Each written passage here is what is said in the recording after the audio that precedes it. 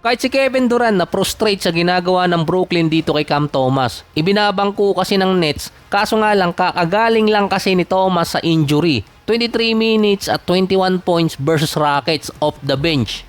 Base kay KD, dapat ang Brooklyn kay Cam Thomas nagbibuild ng lineup. Dagdag pa niya, sana may team na kumuha kay Cam Thomas at magamit talaga siya ng todo at yung magtitiwala yung team sa kanya.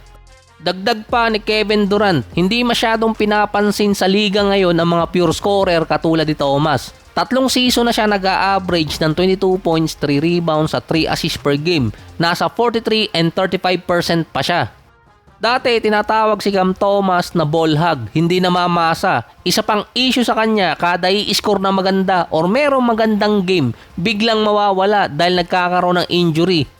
Hirap siyang maka 60 games. Tinawag din siyang one-dimensional player.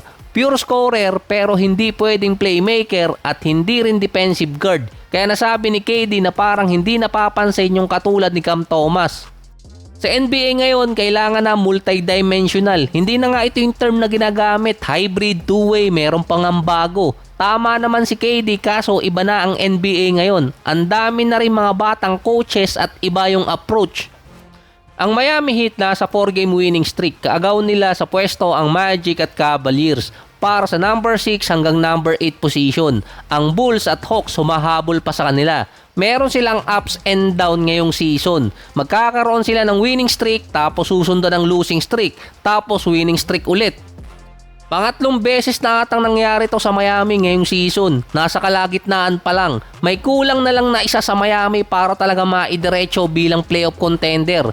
Top 5 sila sa offense, hindi naman sila yung worst sa defense. Sa stats, hindi rin sila kulelat. Ang Miami, ang isa sa frontrunner para makuha si Giannis via trade dahil ang mga fans ng Bucks nag-iintay na lang din kung kailan ang last game ni Giannis sa Milwaukee. Merong proposed offer ang Miami sa Milwaukee Bucks para makuha si Giannis. 3 player ang isasama sa main package. Hindi pa kasama dito yung ibang pillar. So si Hero, Kelly Oubre at si Terry Rozier bilang pillar sa contract. Kahit hindi makalaro si Terry Rozier, tinatawag siyang valuable asset sa mga team na mapupuntahan niya. Dahil pwede kasing magkaroon ng malaking salary cap pagdating ng off-season kapag nag-expire ang kontrata niya. Pwede kasing ma-outbid ng Miami ang Knicks. Ang pwede kasi nilang gamitin si Towns or kaya si OG na may kasamang Josh Hart at may kasama pang ibang pillar plus multiple pick. May sapat pang drop asset ang Miami para kay Giannis. Bukod doon ang OKC parang tinutulungan yung Miami. Ilang taon na gumagawa sila ng mga trade para sa loophole. Katulad na lang yung kay Oladipo. Tinrade ng Miami pabalik ng Thunder para lang mawalan sila ng second rounder para sa isang minimum player. Baka maningil na ngayon si Pat Riley kung sakali. Tumaas din ang rate ng Miami na sinabi sa report na ang Thunder, San Antonio at Rockets hindi talaga ipupurso si Giannis. Pero yung OKC pwede kasi makapagdagdag ng pillar pagdating sa draft asset. Based din sa mga insider, parang pinipigilan ng NBA na mapunta si Giannis sa Miami or kahit sinong top 3 or top 5 player hanggat andun sa Miami si Terry Rozier. Hindi na kasi binabayaran ng Miami si Rozier sa kanyang kontrata. Pero yung cap space pa rin nun, nagre-reflect pa yung kontrata ni Terry Rozier. Kaya nga siya tinawag na valuable asset. Kahit mapunta siya sa isang team, hindi siya babayaran pero sakop pa rin siya ng salary cap. Hindi rin alam kung papayag ang NBA na isama sa trade si Rozier ng Miami Heat. Malalaman lang ng Miami yon kung magpapasa sila ng tinatawag na trade request. Pwedeng i-deny ng NBA ang kahit anong trade ng Miami lalo na para kay Giannis hanggat kasama si Terry Rozier sa package.